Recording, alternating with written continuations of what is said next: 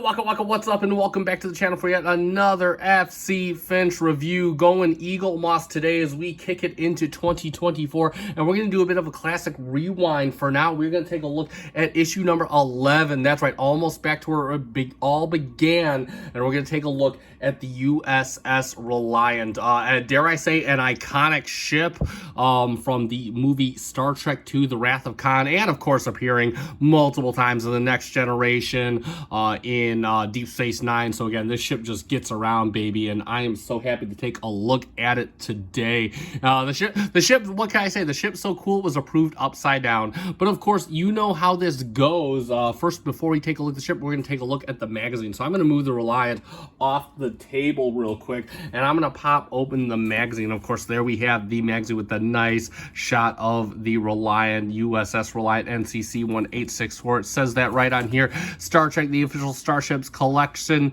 And then, of course, we got issue number 11. And then, of course, it is a Miranda class launched in the 23rd century at a length of 233 meters, just shy of the Enterprise, and at a warp speed of 9.2.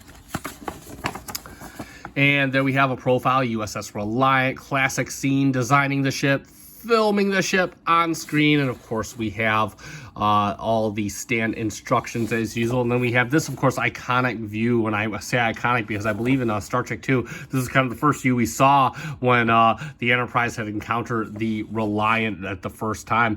NCC 1864, class Miranda, prefix code 16309. For those that, if you know, you know.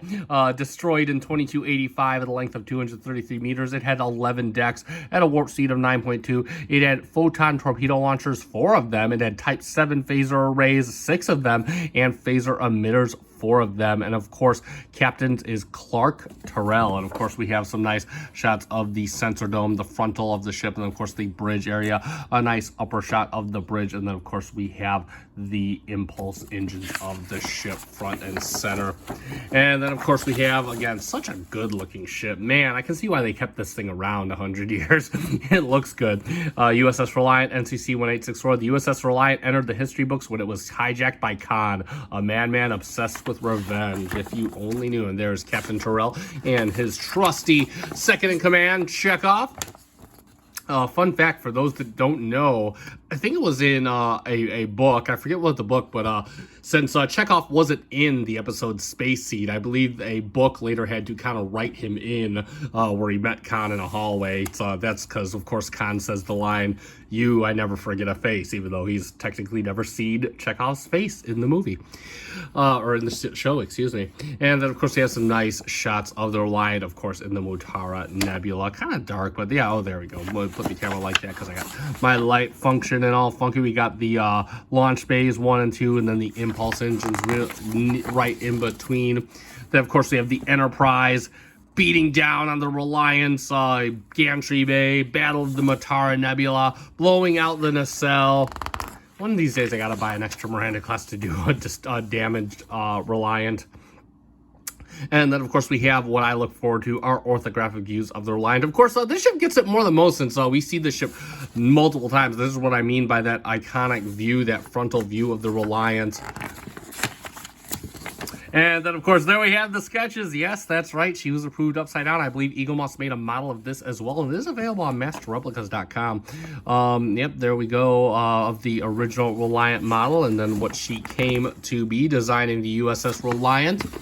And then, of course, you have some sketches of the final product herself. And then some more orthographic views of the Reliant. Again, that iconic view up there.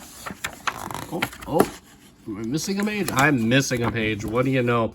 And then, of course, we have the actual model building and filming the Reliant. Huge model. And they've reused this several times. As the Bratane, the Lantry, the Antares, all that good stuff. And then, of course, we have more studio model stuff. And then we have our final on screen. And then, of course, we have a nice upper orthographic view of the Reliant on the back cover. And let's do our typical stand instructions. And, of course, you've watched my channel before. You know how this works. You got the square peg. You have the peg on here, and it stays kind of in place. It's, I mean, if you leave it, again, like all Eaglemoss models, if you leave them alone, they're kind of good. And then the little jaw jaws right here fit right in between. Doesn't go on in the cells at all. And this kind of, I mean, I don't know. It's like popped out of its seat like twice as I started filming this. So I'm kind of being very careful. I've had it on my shelf forever and it never once popped out. So, but there you go. And there is the Reliant in its stand. So let's get a good look at this ship. As if we haven't seen enough of it already, but I can never get enough of this ship. And again, got that beautiful TMP aesthetic, albeit a bit bland, but you know what? I kind of like it. You can see they got the very subtle undertones of the Aztecing in there, looking really, really good. Other than that, it is kind of a flat, like grayish white, I'd have to say. And then you got kind of like a very light beige for very light beige for the Aztec, and got the little Federation pennants done very nice. The U.S.S. Reliant NCC 1864, and you got the little phaser emitters around the hull right there, around the bridge right there. Nice looking bridge dome. Got the nice silver details at the top and silver along here. Really good. Again, Eaglemoss just knocks it out of the park with some of these subtle details. Then you got, of course, all this molded in detail right along back here as we get towards the engine. You got a little bit of molded detail right on the little gantry-way NCC 1864 peaked out there. And then, of course, we have the Federation pennant right there. And no red by the torpedo tubes, as you can see right there. We've got the two torpedo tubes. You can see them kind of outlined out. Then, of course, you have your little phaser arrays right here. I believe these were the phaser arrays. I believe these were also phasers, if I'm not correct. Well, some of these were mega phasers. I believe that's what they wanted to call them. And then, of course, you have your RCS thrusters peaked out in a nice spot of goldish yellow, outlined in red. I love the kind of the red outlines that we have all over here. Moving on, this is knock the camera real quick, and this is really cool. So they have like the transparent plastic over the warp coil area. That looks really, really good. It kind of has that blue hue, if you can see it from the light. It's got that blue hue. It looks like they're kind of powered up and whatnot. Very nice wording. Starship U.S.S. Reliant. I love that with the Federation pennant along the nacelle pylons, looking good. And you got some window detail right in here, all along here. You can kind of see where it can carry all that crew. Same thing with the other side. And again, real quick, I want to state that this model does feel like really sturdy. The saucer must be metal, because this feels really, really good to hold. Though the cell is clearly plastic, but this, again, I've stated this has fallen out of its stand, and this thing has stayed together. So really cool ship. Let's see. No nacelle misalignments. Looks really good. Again, love this view of the ship.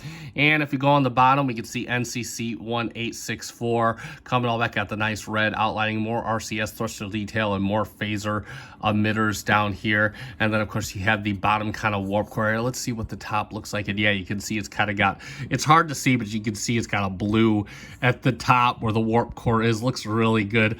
And then you got a bunch of detailing down here peeked out in grayish, kind of a grayish black, and it's got a nice molded hue to it, and you can feel all the panels and whatnot. Really, really good. Got the sensor dome detail down here.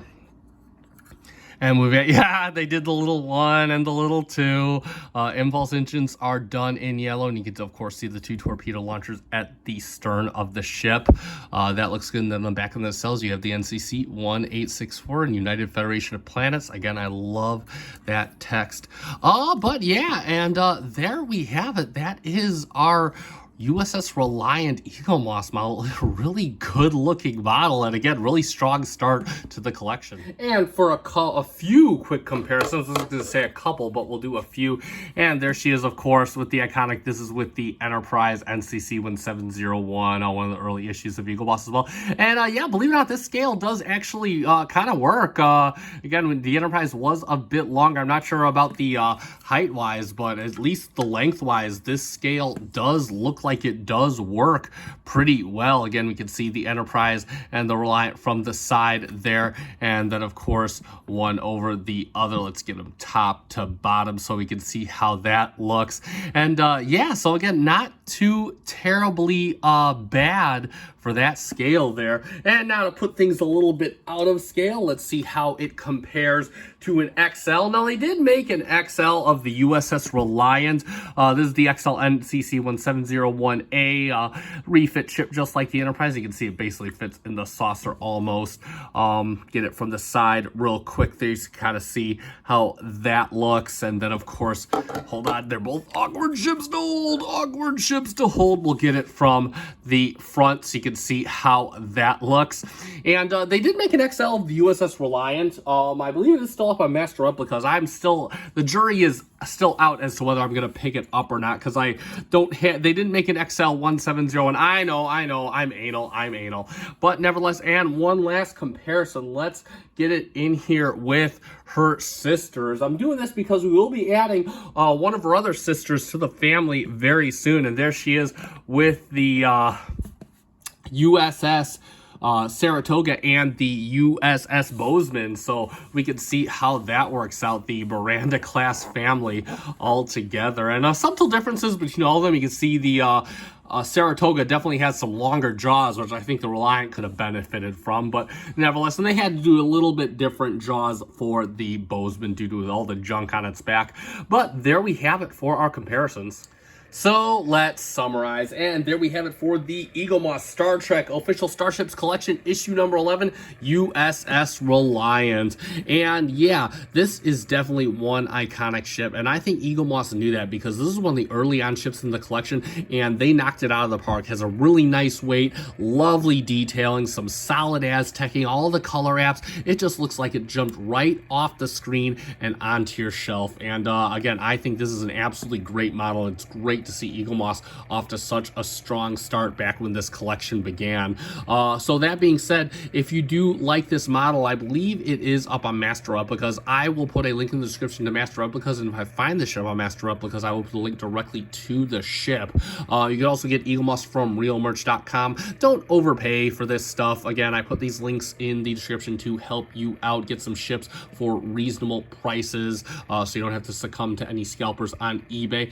And that being said, though, this is going to conclude this review. So if you found this review fun and informative, consider hitting that like button down below. Also, if you're not yet subscribed, consider subscribing to my channel. I do Eaglemoss reviews. I have over 70 of them. I'll put a link in the description below so you could check all of those out. And we got more on the way, some new ships on the way as well. So definitely you will want to stick around for that.